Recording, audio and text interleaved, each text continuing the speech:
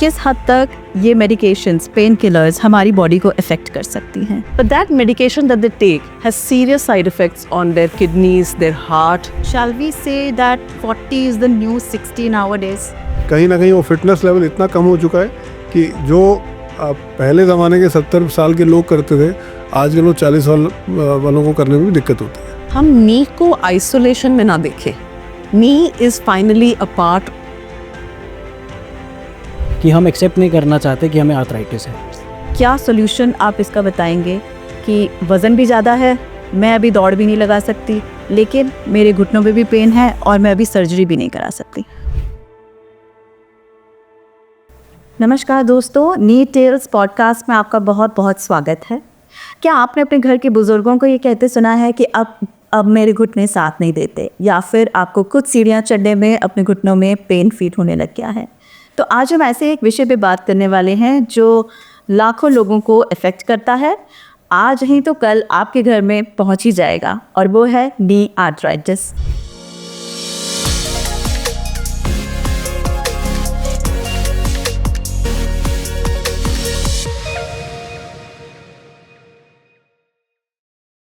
आज हमारे साथ हैं doctor Ashish Chaudhary, doctor Namita Sharma and doctor Akash Mahajan. आप सबका स्वागत है। Thank you. तो मेरा पहला सवाल रहेगा डॉक्टर आशीष आपसे, आर्थराइटिस होता क्या है जिससे 350 मिलियन लोग अफेक्टेड हैं आज की डेट में दुनिया में?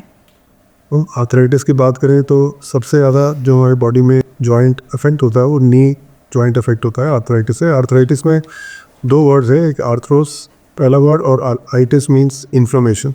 आर्थरोस means joint and itis means inflammation. तो कहीं ना कहीं ये एक लेमन टर्म्स में बात करें तो किसी पर्टिकुलर जॉइंट में अगर सूजन हो जाए या इन्फ्लेमेशन हो जाए उसको हम आर्थराइटिस बोलते हैं। और आमतौर पे जो हमारा एज रिलेटेड आर्थराइटिस होता है वो सबसे कॉमन टाइप का आर्थराइटिस होता है, जिसमें वियर एंड टेयर मैकेनिज्म की वजह से हमारा नी का जॉइंट जो है धीरे धीरे करके घिसता चला जाता है, और जब वो ज़्यादा घिस जाता है तो उसमें बहुत ज़्यादा सूजन, इन्फ्लेमेशन, टेढ़ापन ये सब होता है। उसको हम नी आर्थराइटिस बोलते हैं। और कई अलग अलग स्टेजों से गुजरता हुआ ये फ्रॉम स्टेज 1 से स्टेज 4 तक धीरे धीरे आर्थराइटिस बढ़ता है और इन्फ्लेमेशन बढ़ती चली जाती है।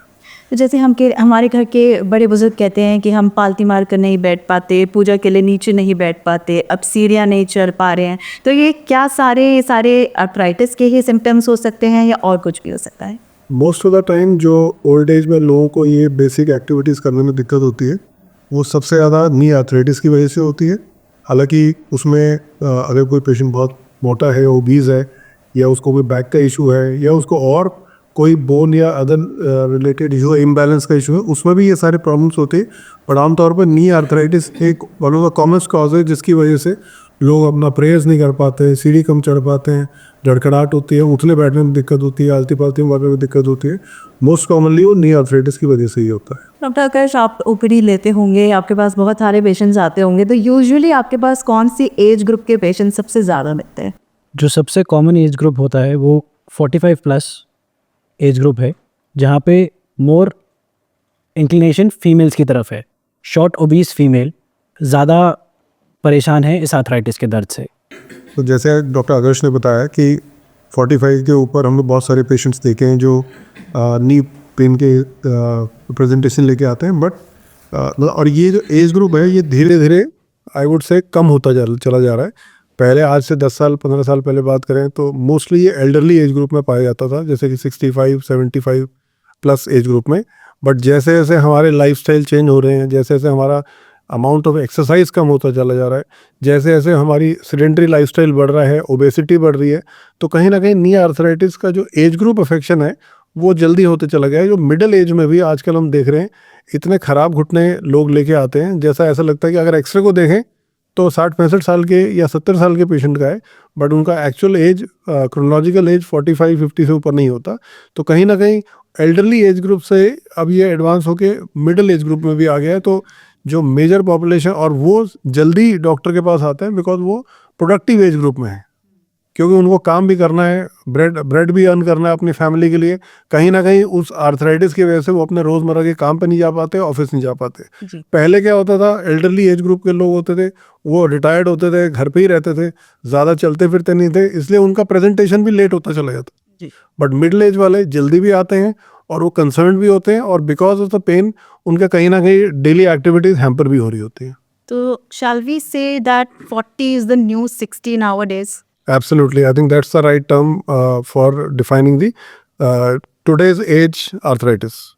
तो डॉक्टर नमिता, अगर हम मिडिल एजेड विमेन की बात करें, क्योंकि आपके पास फीमेल ज़्यादा आते हैं इस एज ग्रुप के, या फिर 40s या 50s एज ग्रुप अगर हम बात करें, तो we are more prone to having popping pills. Yes, हर थोड़ी देर में हमें लगता है कि बैक पेन हो रहा है, या हम ऑफिस से वापस आए हैं, वी फील मोर टायर्ड, हमारी मसल्स पेन कर रही होती है, and we are popping pills.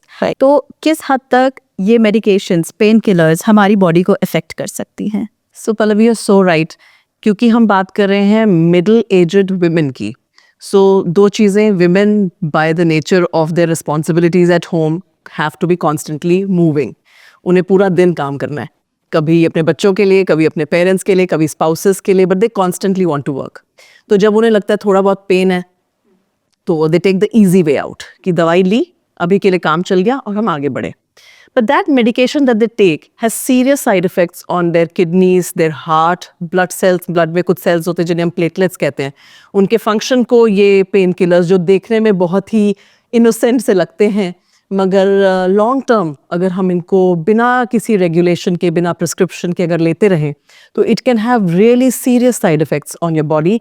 और इसीलिए early presentation to a physician is highly recommended.